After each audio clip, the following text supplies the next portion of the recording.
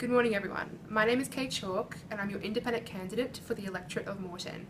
I'm here today to briefly discuss our Education First campaign and what we are hoping to achieve for the people of Moreton. However, before I do that, I'd like to tell you all a little bit about my background and how I ended up in the fast-paced and rewarding world of politics. I grew up on a property in rural Toowoomba with my parents Graham and Lisa.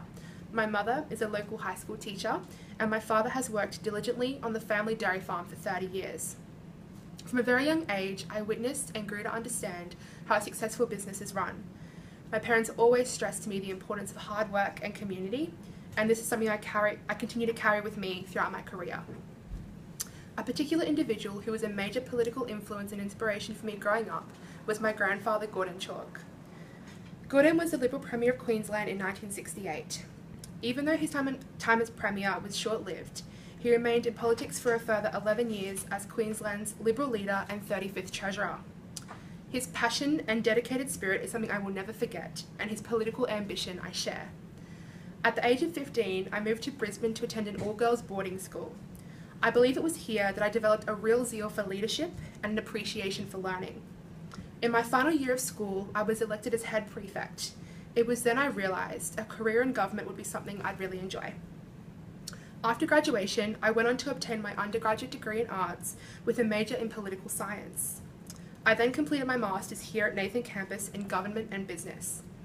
Currently, I reside in Graceville with my husband Grant and my inquisitive 13-year-old Chloe, who hopes to one day go on to university to study law or become a vet or a rock star, and some days all of the above.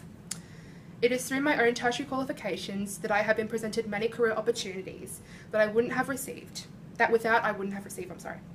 Now raising a daughter who wants and deserves these same opportunities, I understand the critical importance of an accessible and obtainable higher education plan for the young people of Moreton. This is where the Education First campaign comes into play. We've all had a sobering wake-up call since the 2014 budget was released in May last year. It is unsettling to realise that the comfortability of what has been an affordable and secure tertiary pathway for 27 years is now under threat. In the budget, it stated that as early as January next year, the government is planning to rock the boat with significant higher education reforms by lowering their subsidy to universities. More notably, the reforms stated that universities would be given the power to control their own course fees with the introduction of university deregulation. Presently, the Commonwealth is providing 59% of the university fee cost. However, if these reforms are passed in the Senate, in 2016, the federal government will reduce this higher education subsidy by approximately 20%. Therefore, students will need to pay more fees to cover the lost Commonwealth funding. With the potential reduction of Commonwealth subsidy, students will now pay approximately 52% of their education fees, as opposed to the 41% we now pay. That's an 11% increase. In the last 3 months, these reforms have been rejected in the Senate twice. Most recently on the 17th of March, where 34 outvoted 30. However, these numbers remain concerning, and Pine is still determined as ever, making any compromise possible, offering to take the 20% reduction off the table to ensure deregulation is passed through the Senate. We are dealing with an on-again, off-again politician, or one could say a ticking time bomb. Pine recently quoted, "This reform is too important. We will continue to work with senators and others who wish to be part of a constructive discussion."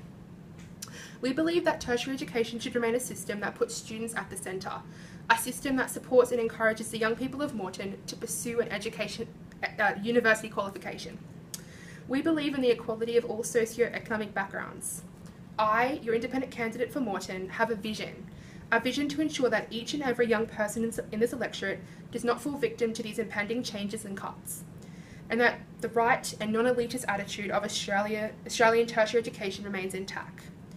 This campaign is for every young person of Moreton, for our future leaders, teachers, doctors and nurses.